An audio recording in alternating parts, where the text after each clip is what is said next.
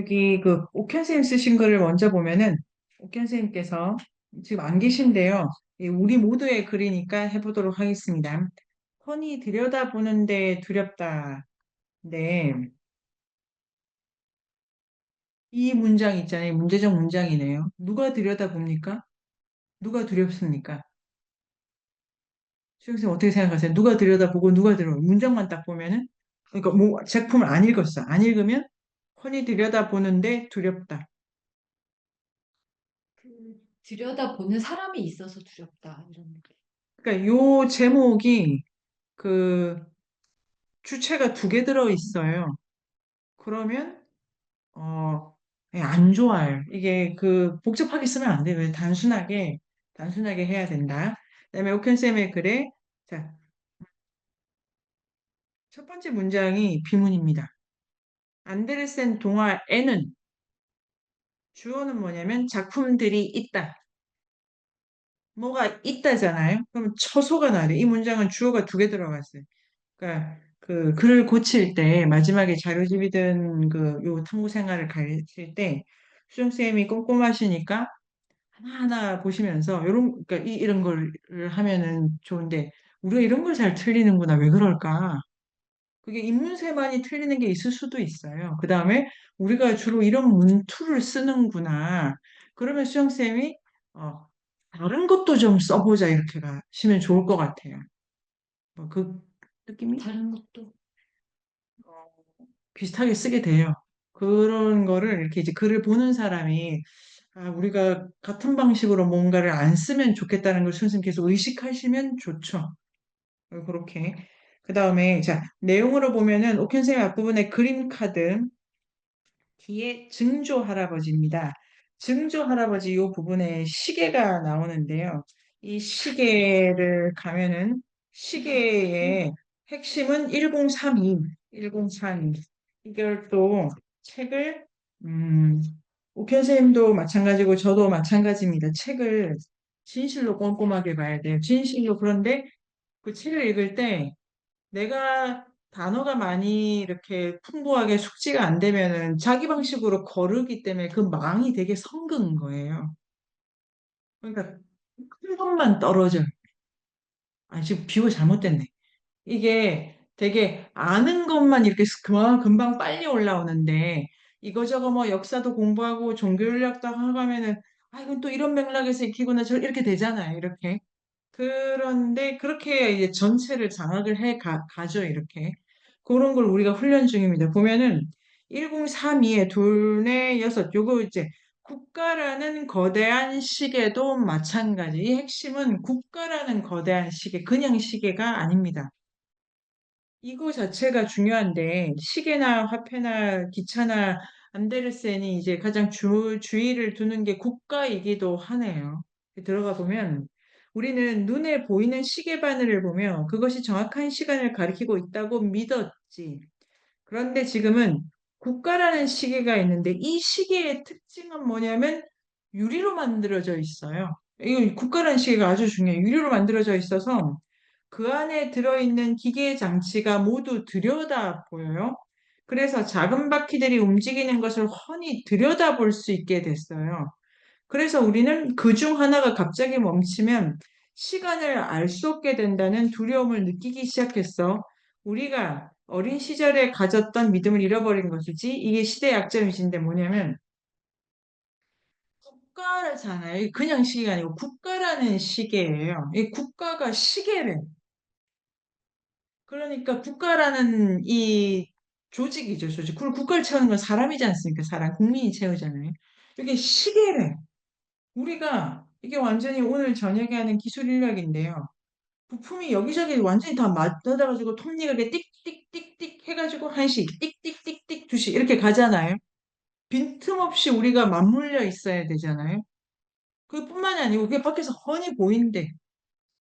그러면 이 시계의 부품인 나는 뭐를 이 어떻게 해야 됩니까, 유리쌤? 나는 그 부품의 역할을 하도록 만들어진다.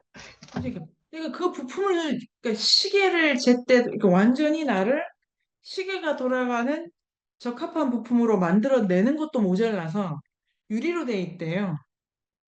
계속 그거가 확인되는 거잖아요, 이게. 이런 무시무시한 세계를 하나 집어넣어 놨네요. 우리가 하는 모든 일이 이 국가가 12시에 종을 칠 수 있는 것으로 돼야 되고, 그게 샅샅이 다 공개되어 있어. 이런 삶은 어떨 것 같으십니까, 유리쌤? 어, 네, 감시사회고, 그리고 이제 뭔가 변화나 일탈이 되게 위험하다라는 그런 거를 스스로 생각할 것 같아요. 네네네. 그게 정확하죠. 그러면 시계가 멈춰. 그 자체가 공포스러워. 이렇잖아요. 그러니까 내가 하는, 이제 오늘 저녁에 요거 일생 우리 까먹지 않고 갖고 갈까요? 1032. 내가 아니, 잠깐 좀 앉아 있어 볼까? 여기 이러면 안 돼. 내가 잠깐 앉아 있으면 전체가 뒤틀려가지고 시계가 땡 그때 못 쳐. 이게 되게 무서운 거야. 그럼 난 어떻게 하면 좋냐? 이거 완전히 지금 짜들어가 있죠? 아주 깝깝합니다, 지금. 그런 게 하나 있어서 근데 이거를 그 안데르센은 시대의 약점이다. 이런 배경 속에서 나의 마음, 나의 자유, 나의 고유함 이런 거를 이렇게 대상적으로 두네요, 지금. 그러니까 국가를 적으로 한 동화네요. 이런 것도 왜 동화냐 생각할 수 있고 이거는 증조 할아버지의 강의 이거 자체가 시간에 대한 동화잖아요. 할아버지도 왜 증조야? 증조고. 이게 왜 이런 메타포가 그렇게 쓰여지는 모르겠는데 그 미야자키 하야오의 마지막 작품도 신경 쓰지 않는 캐릭터가 그 할아버지 캐릭터죠. 단 한 번도 주인공급의 할아버지를 기용하신 적이 없는데 왜 갑자기 할아버지가 출연하는가? 이게 이제 그 마지막 영화 전체가 남자 주인공이죠. 물론 그 여성의 주인공이 있는데 아주 세게 주인공이 남자 아이기도 하고 큰할아버지이기도 하고 자, 큰할아버지 시간 개념에 대한 미야자키 하야오의 생각이 거기 들어가 있다. 이렇게 이제 가면 모티프적으로 보는 게 됩니다. 그런데 이 작품은 이게 있어요. 이게 전보 얘기잖아요. 전보가 뭐냐면은 전보가 자, 1032의 밑에서 한 10줄 되면 형은 영국에서 배를 타기 전에 전보를 안부를 전했는데 전보 배달부가 편지보다 빨리 도착해가지고 형이 미국에 도착했을 때 우리는 도착한 지 불과 몇 시간 만에 도착했다는 소식을 들었다. 그러니까 걸어가는 거라면 즉 꿈도 안 꿀 시간이잖아요. 근데 전보가 있어가지고 시간이 지금 다 다르죠. 이렇게 동시적으로 느끼지 않습니까? 도착했는데 바로 도착한 걸 알았다. 저희 지금 자, 여기서 더 가야 됩니다. 우리가 여기 있으면 지금 이제 저희 집 쌍둥이들이 11시 32분이니까 뭐 밥 먹기 전에 이렇게 배를 부여잡고 있겠네요. 이런 감각이 있잖아요. 이것도 근대적인 거죠. 공간이 다르고 사람이 다르면 시간을 다르게 느끼지 않습니까? 사냥꾼의 시간과 농부의 시간이 다르죠. 사냥꾼이 새벽에 저녁 6시에, 농부가 6시에 다르잖아요. 6시나 새벽에 밥 먹으러 밑에 내려오잖아요. 그때 잡으러 가잖아요. 근데 농부는 다른 마음으로 갈 거지 않습니까? 이게 시간에 대한 느낌이 다른데, 지금 걔들이 그걸 하겠다. 이게 지금 거의 시기에 맞춰가지고 11시 35분이라는 지점에 모두를 일괄적으로 느낄 수 있잖아요. 지금 제가 설명 잘 드리고 있죠. 이게 신문의 감각이라고들 하죠. 신문에 가면은 한경도, 제주도 동열의 그 면 위에 올라가잖아요. 신문이. 사회면 같은 거 뭐 대통령 이야기 뭐 청소부 이야기 동열에 올라가잖아요. 면 위에. 원래 동일 면에 못 올라가는 정보들이죠. 근데 종이 위에 실제로 올라가잖아요.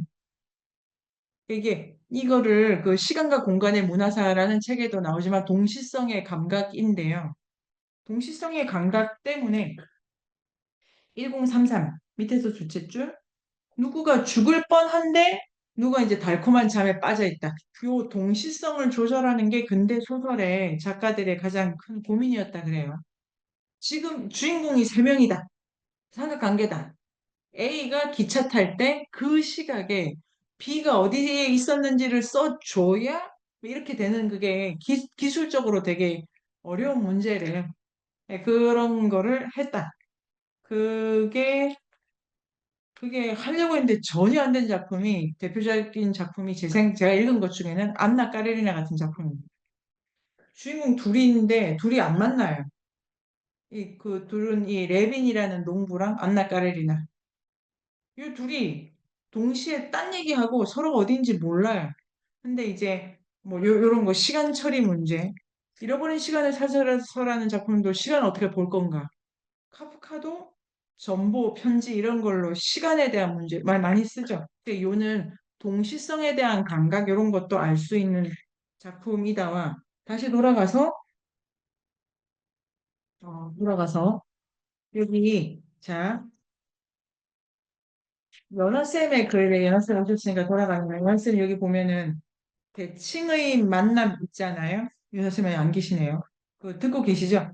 대칭은 개념적으로 그러니까 이게 문법적으로 안 맞는 표현입니다. 대칭은 상태예요, 상태. 대칭이 누구랑 만나? 그런 게 없죠. 그리고 대칭은 만나다의 주어가 되게 어려운 단어예요. 대칭이 뭐 이루어지다, 상반된 것이 연결된다, 이라든지. 그래서 그 글이나 문장을 쓸 때 내가 표현하려고 하는 걸 좀 더 이렇게 우리가 맞춰서 설득을 시키자와 그 다음에 그 유리쌤 행운의 피어 보세요. 이제 이 작품이 진짜로 끝나는데 요 피어 얘기는 안데르센의 자서전입니다. 라고 생각할 수 있을 정도로 자서전을 읽기 시작하셨겠지만 이게 뭐야? 자기 얘기를 또 이렇게 썼네. 뭐 이런 생각이 중간중간에 나오는데요.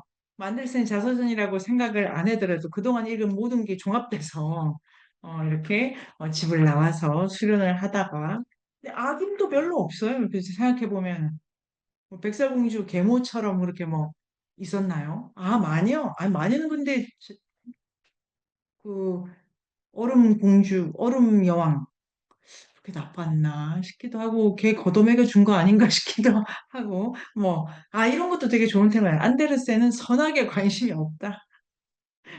자기 처음부터 끝까지 자기 이럴 수도 있고 비꼬아서 쓰자면은 좋은 삶이란 뭘까 안데르센이 이런 것도 가능한데요. 자 피어를 가보도록 하겠습니다. 글을 어, 자, 우리 유리쌤 내년에도 유리쌤의 활약을 기대합니다. 그럴 경우에 이제 글을 서론을 만들어 보고 이 본문을 이렇게 매기 있게 글을 더 큰 덩어리에서 이렇게 조각이 그 차례로 뭘 다듬어 보시듯이 이렇게 좀 볼륨 있게 구조적으로 글을 쓰시면 더 좋겠다 생각을 했고 무대와 난로가입니다. 불이라는 모티프를 잡으셨네요. 그래서 안데르센이 불에 왜 관심이 있었냐면 유리쌤의 글에 따르면은 그 불이 의미하는 최종적인 거는 따뜻한 온기를 머금은 작은 집, 따뜻하고 작은 완벽함이 그러니까 따뜻함, 안락함 여기에 관심이 맞나요, 유리쌤? 불이 상징하는 바. 그러면 이거는 이제 진짜 모티프적으로 접근을 하는 거죠. 그럼 아트니레스는 왜 이거를 주목하게 됐을까? 왜 따뜻함이 그렇게 좋네요. 이게 그 얼음 여왕도 있고 따뜻한 걸 매우 중요하게 다루는데 이게 왜 다루어지는가도 있고 마지막에 알라딘이지 않습니까? 알라딘이고 안데르센 평전을 보니까 알라딘이라는 작품 되게 중요하게 그 평전 작가는 그게 영국 작가인데요. 보시더라고요. 근데 원래 알라딘의 램프는 따뜻함과는 거리가 있죠. 그 아라비안 나이트에는. 그러니까 그좀 뭔가 이런 생각도 듭니다. 그런 거를 바탕을 두고 이 작품으로 가 봅니다. 행운의 피어를 행운의 피어는 굳이 말하자면은 예술가 동화네요. 예술가 동화입니다. 예술가 동화인데 행운의 피어라고 하는 이 예술가에서 제가 주목을 한 거는 유리쌤이 말씀이 이게 1, 2, 4, 2, 1, 2, 4, 2, 1, 2, 4, 2, 1, 2, 4, 2에서 끝납니다. 그러니까 한 구간 더 있잖아요, 유리쌤. 그러니까 1, 2, 4위까지 칩을 얻었어요. 여기까지는 불에 대한 얘기죠. 그런데 그 뒤에 칩을 얻고 난 다음에 이 피어가 그때부터 더 새로운 거를 뭐를 하는데요. 그게 바그너처럼 뭘 이제 극을 쓰는 거예요. 그게 알라딘을 가지고 쓰는 거죠. 그래서 뒷부분 있지 않습니까, 유리쌤? 그러니까 제가 여기에 대한 유리쌤의 설명이 더 있으면 좋겠다고 생각을 해봅니다. 칩을 얻을 때의 불하고 마지막에 예술의 창작력을 태우는 불 있잖아요. 이렇게 그것도 보면은 11247, 11247에 보면 죽었어요. 이러면서 이게 이제 그 마지막 문단에 불길이 그의 가슴을 뚫고 지나갔다. 유리쌤 지금 따뜻한 불도 있는데 이 창작의 불이 가슴을 뚫고 지나갔잖아요. 뚫고 지나가고 동맥이 파열되고 마지막 줄에 보면 번쩍이는 조명 아래서 그의 삶이 끝났다라는 게 있습니다. 그러니까 집이 갖는 따뜻함, 난로불 요게 있고 조명이 갖는 무대의 불 있지 않습니까? 요 불. 온기의 불, 열기의 불하고 밝기의 불 두 개가 있다, 이 작품에.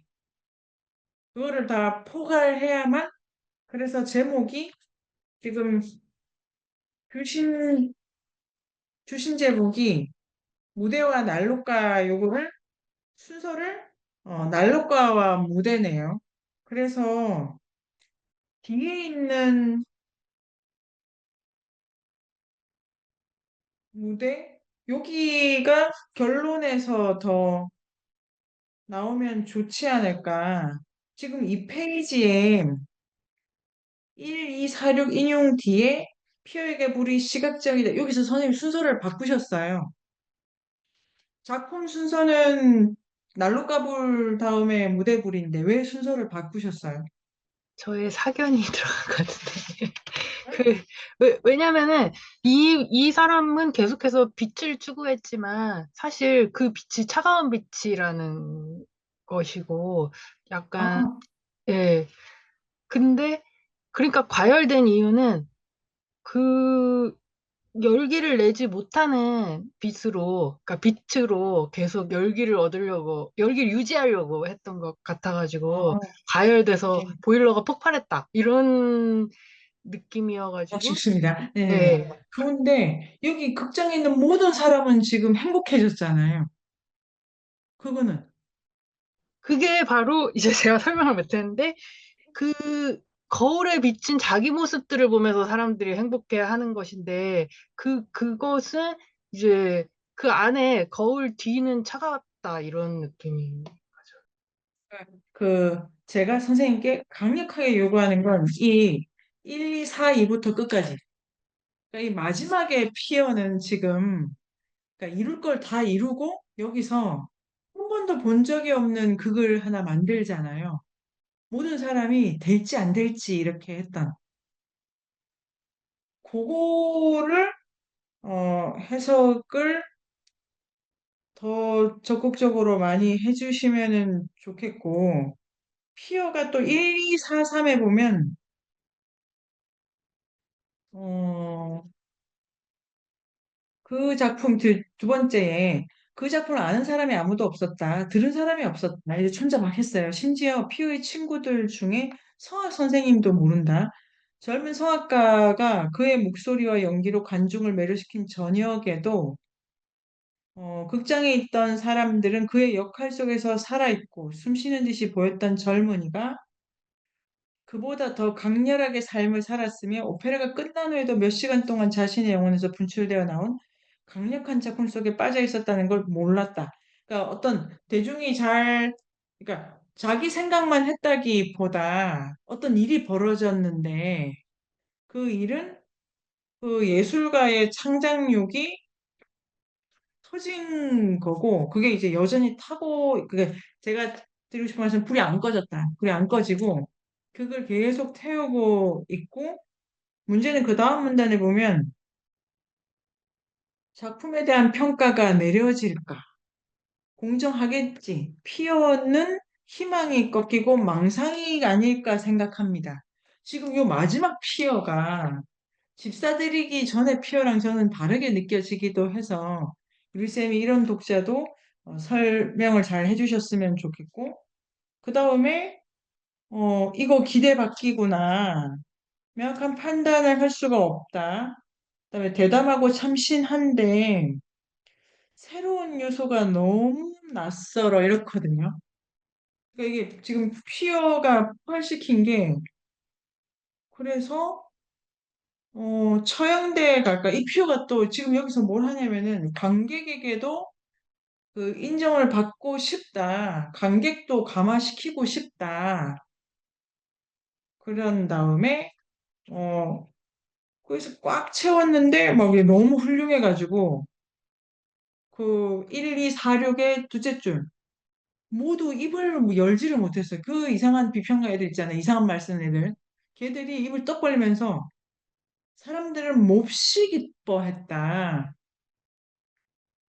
그런 와중에 피어가 번쩍이는 조명을 해서 삶이 끝났는데 세속적인 승리, 지상의 모든 임무, 행운, 수백만의 사람들보다 더욱더 큰 행운 이렇게 되어 있는데 그 그러니까 지금 유리쌤의 독해는 집에서 끝났는데 이게 저는 피어는 그 집 아니고 극장까지도 이 뜨거운 불길로 태워가지고 사람들을 참으로 기쁘게 하고 그거보다 이제 피어는 더 큰 마음에서 이게 이제 영원 이렇게 돼 이런 생각에 대해서는 유리쌤 어떻게 생각하십니까? 이제 성공이냐 실패냐에 좀 초탈한 것 같은 그런 입장을 보여주는 부분이 좀 사람이 어, 커졌다라고 설명할 수 있을 것 같은데, 그러니까 평가에 의해서 성공과 실패가 판가름 나기도 하지만, 사실은 자기가 쏟아부을 수 있는 거를 다 쏟아부어서 어느 경지에 도달했다라는 거를 더 중요하게 보는 것이고, 라고 생각을 할 수도 있을 것 같은데, 예, 예. 근데 이제, 이, 네. 약간 혼란스러운 제가 부분이 있어요. 예. 네네. 그거를 선생님 꼭 정리해 보세요. 선생님 글의 마지막 두 번째 문장. 따뜻한 온기를 먹은 작은 집을 찾을 때까지. 이렇게 돼 있거든요. 마지막이. 선생님의 결론이. 근데 작품은 극장이라고 하는 것이 이미 기쁨으로, 이 뜨거운 열기로 이렇게 확 차여져 있는 것처럼 보이기도 했습니다, 제게. 그러니까 찾을 때까지가 아니고 여기 마지막에는 극장 얘기가 나와야 되지 않을까 선생님의 글에 요거를 이제 그건 이거 되게 그런 방식으로 생각을 할 수가 있다. 그 다음에 이제 요까지를 가지고 다음 주 방학이어서 이제 안데르슨 얘기를 좀 더 본격적으로 하면 됩니다. 유리쌤도 한 번 더 생각해 보시면 좋겠고, 불이라는 테마가 중요하다. 그 다음에 이 작품에서 이제 유리쌤께서 가족 얘기를 해서 이제 제가 다시 한번 생각을 했는데요. 안데르센 전체가 여성성이 되게 강화되어 있는 작품인가, 남성성이 강화되어 있는 작품인가라고 보면은, 이 뭐 근대적 상식이기는 한데, 이 작품일 경우에 엄마, 할머니 이렇게 되죠. 아버지 안 계시죠. 그 다음에 성악 선생님 있잖아요. 그 성악 선생님보다 더 큰 역할을 하는 게 엄마 할머니 같아 보여요. 성악 선생님은 본인이 후원했다는 것도 이제 뒤에 나오기는 하는데, 그 다음에 굳이 구별하자면은 모성성의 이 집으로 가져가지 않습니까? 온기와 모성성. 이게 이제 가장 중요하다고 그 선생님이 해석해 주신 거를 가지고 여성성을 되게 그 여성성이 뭐든지 간에 여성 기호가 되게 많이 쓴다. 토고랑 최근에 유행한 드라마 중에 정년이 있는데 혹시 보셨는지요? 그 드라마가 남자가 한 사람도 안 나온 드라마더라고요. 한 놈 나오는데 빨리 나왔다 빨리 사라져요. 너도 나쁜 놈으로 나오고 아버지 일찍 돌아가시고 이게 시대상을 반영했을 수도 있는데 드라마 자체가 한 사람의 중요한 남자 주인공도 없다는 거는 저는 인상적이었어요. 그런데 이 피어가 성이 있다고 해야 될지 없다고 해야 될지인데 그 제가 볼 때는 없는 것 같습니다. 거의 뭐 이거는 불구까지 하면 좀 너무 모독인데 피어에게. 그래도 이런 금욕적인 거의 남자 캐릭터로 가질 수가 없고 그래서 안데르센을 둘러싸서 너무 이렇게 퇴폐적이다 이런 평가도 있고 뭐 어떤 건 너무 야하다 어떤 건 너무 잔인하다 그런데 제가 다시 한번 생각이 든 거는 되게 어, 성적으로 되게 억압되어 있다 금욕적이다 이런 생각도 하게 돼서 그런 것도 생각을 해보고 그 다음에 이 작품에 이런 질문이 있습니다. 피어가 나는 왜 그 귀족에 있지 않습니까? 나는 왜 어, 저기가 아니라 여기 있는 거지? 이런 질문이 있잖아요. 그 기억나십니까? 이거 몇 번 있었던 것 같아요. 나는 왜 그 금수저 흑수저론 있잖아요. 나는 왜 부잣집에 안 태어난 걸까? 요런 질문 안데르센에게만 있는 건 아니고 우리나라 최초의 소설인 이광수의 무정에도 있습니다. 그러니까 내가 선택할 수도 없으면서 마치 선택이 가능한 것 같은 뉘앙스도 좀 있고 운명의 이유 없음이죠. 이유 없음에 대해서 되게 불안해한다거나 그런 느낌도 좀 들고 그런 관계에 대해서 역시 이제 주체라고 하는 거에 집중한 어떤 모티프가 들어가 있다. 여기까지 해보고 이 앙데르센이 다 읽었네요. 다 읽은 소감과 함께 오늘 마무리를 해볼까요? 해숙쌤 어떠십니까? 이 뚱뚱한 책을 우리는 다 읽어야 말았습니다. 음, 그런 책 많이 읽었네요, 지금. 이 네, 뚱뚱한. 네. 동화를 이렇게 한꺼번에 한 작가의 뭐 물론 미야자와 겐지의 세 권을 합하면 이거보다 더 글지 알겠지만 이렇게 무거운 책을 선생님들도 들고 다니시면서 많이 보셨을 거고 어, 너무 뭔가 재밌지만은 않다. 물론 제가 이제 그동안에 이제 이 책을 선생님으로 공부를 하면서 그런 편견들이나 제가 짧은 그런 것들을 넓혀가고 있는 견문을 넓혀가고 있는 과정이니까 음, 이게 재밌지만은 않고 생각할수록 생각할 거리가 되게 많고 반성보다 질문이 더 많아지는 그런 예. 그래서 그 사실 어렵습니다, 선생님. 더 왜냐하면 그죠, 질문을 그죠, 많이 그죠. 생각을 많이 해야 되니까 네네네. 그래서 네네. 그리고 누군가한테 이 얘기를 제가 이제 제 짝꿍한테 막 저번에 연습한다고 한번 설명을 해줘봤어요. 했더니 재미가 없대요. 제가 나의 연기력이 부족한 건지 아니면 얘기가 이거를 근데 동화를 무조건 재미있어야만 된다는 재미있다라니까 너무 조금 알고 있었던 거예요. 동화라는 분야를 그걸 좀 알게 되는 계기고 네, 생각을 많이 할 수 있는 어려운 책이다. 거기까지 저는 지금 왔습니다. 네, 하기 좋네요. 네. 어렵다는 걸 느끼는 것보다 공부한 사람한테 더 좋은 일이 없죠. 최고죠, 최고. 연하쌤 어떠십니까? 미치의 세계로 빠져드는 느낌인데 저는 궁금했던 게 이제 선민쌤이 처음에 그 소개글에서 써줬을 때 되게 자신을 긍정한다는 동화라고 하셨잖아요. 네네네. 죄송하네요. 포인트가 어디 썼을까 계속 궁금했어요. 긍정이, 이거 했잖아요, 이거. 자기라는 걸 중요하게 생각해야 한다고. 그 자신에 대한 생각을 깊이 하는 게 좀 요즘에 미덕? 자신을 되게 객관화시켜보고 그런 거 되게 그런 사람이 성공하고 뭐 이렇게 그런 얘기를 많이 하는데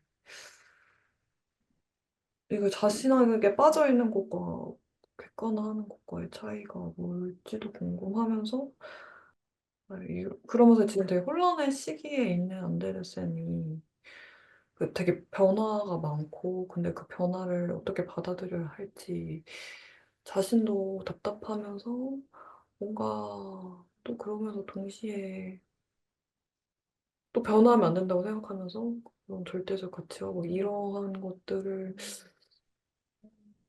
어떻게 바라봐야 될까 했어요. 이 생각이 나면서 네, 그런 생각이 들었어요. 그 안데르센 요 학술제 할 때 동화 구연 시간은 우리 그때 학술제 시간 어떻게 되냐면은 오전 9시에 시작을 합니다.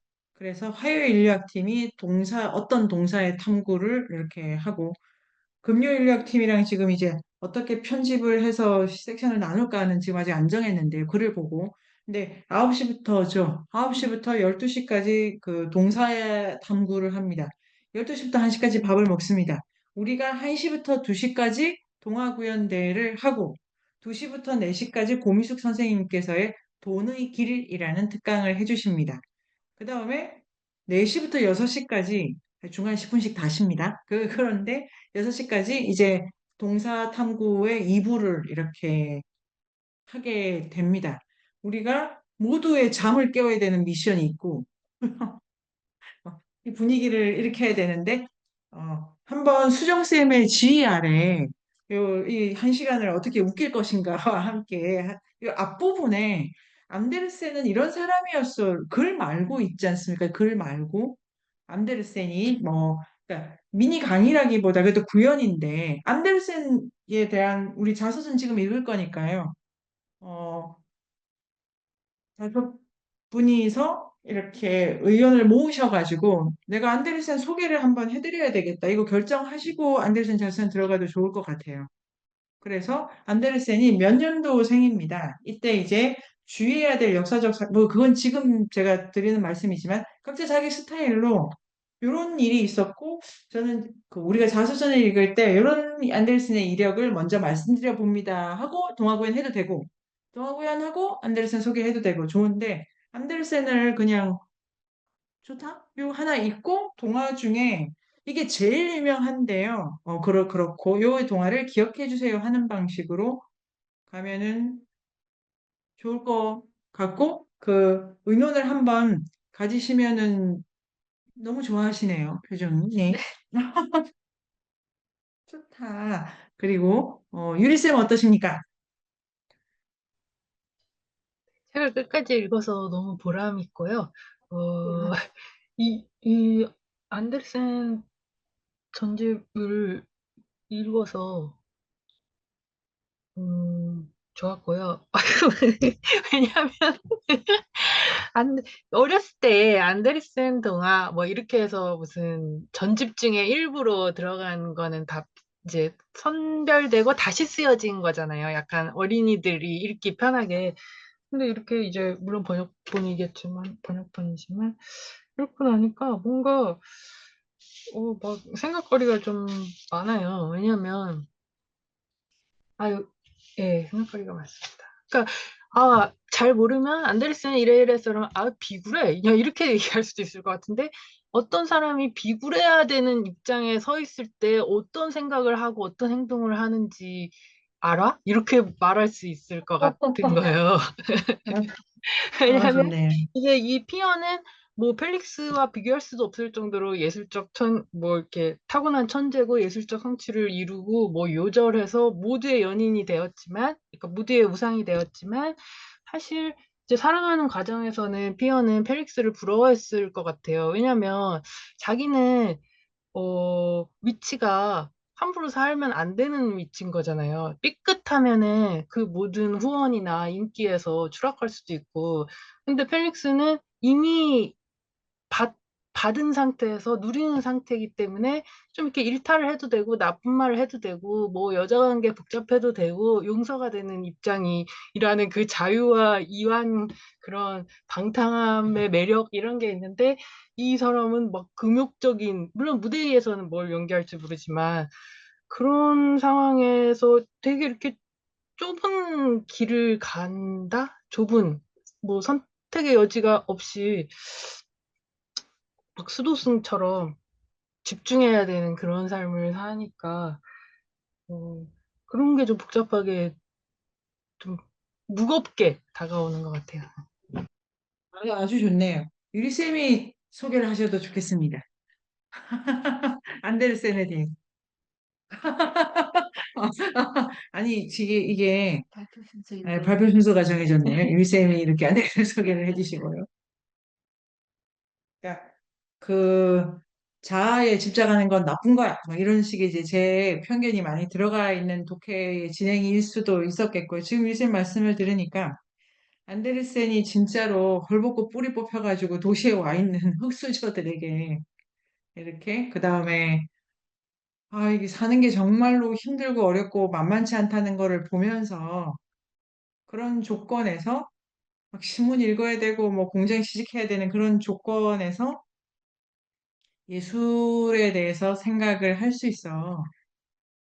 그걸 생각해야 돼. 라거나 우리 마음에 이제 긍정론이네요. 제가 공지를 뭘 썼는지 아까 문득 화들짝 놀라가지고 신비한 거는 언제 찾았나 뭐 이런 것들인데 어, 자기 긍정론일 수도 있을 것 같고 연하쌤 말씀하고 같이 들으니까 그런 의미에서 이러면 이제 너무 글이 쓰고 싶으시죠? 안데르센을 정의하는 한 말 정도. 뭐 예를 지금 제가 만드는 게 이게 진짜 민중의 시인인데 뭐 민중의 동화 작가 이래도 되고 이런 식의 지금 느낌이 오시죠? 이게 안데르센을 설명하는 앞에 말 이런 거 같은 거를 유리쌤이 하신다면 이렇게 만드셔가지고 안데르센은 이런 방식으로 안데르센의 일생을 간단하게 소개해 주실 수 있죠. 제가 말씀 잘 드렸습니까? 그렇다 하면 뭐 알아서 할게. 이러면서도 있고. 네, 유리쌤, 네. 아니, 아니다. 더 말하다가는. 자, 그런데, 우리의 1시부터 2시까지 과제 뭐냐? 말하기예요, 말하기. 우리는 쓰는 것도 뭐 잘 쓰고, 말도 잘해요, 말도 잘해. 그래서 이렇게 이제 몇몇 친구들 앞에서 말하는 거에 그 목소리 있지 않습니까? 연습해 보시는 거 이거 되게 좋고 그 이게 존재감하고 뭐 강의이기도 하고 설명을 잘해드려야 되지 않은 말투, 동작 이런 거 배우고 하면 너무 좋죠. 이 만들어 가면은 시간 안에 끝내고 이런 거 특별하게 실험하면 좋을 것 같습니다. 그래서 준비를 하고 다음 주 잘 쉬고요. 그 그 자서전도 범위는 나눠져 있습니다, 범위. 잘 보시면서 그냥 이렇게 그거 가지고 분석을 또 하시는 거는 에세이 준비만 하시면 되기 때문에 재밌는 거 몇 페이지 얘기할 거 이 정도만 하시면 됩니다. 그거 한 덩어리, 그다음에 이제 본격적으로 쓸 글. 안녕. 인류학의 숲으로 초대합니다. 인문세닷컴에서 만나요.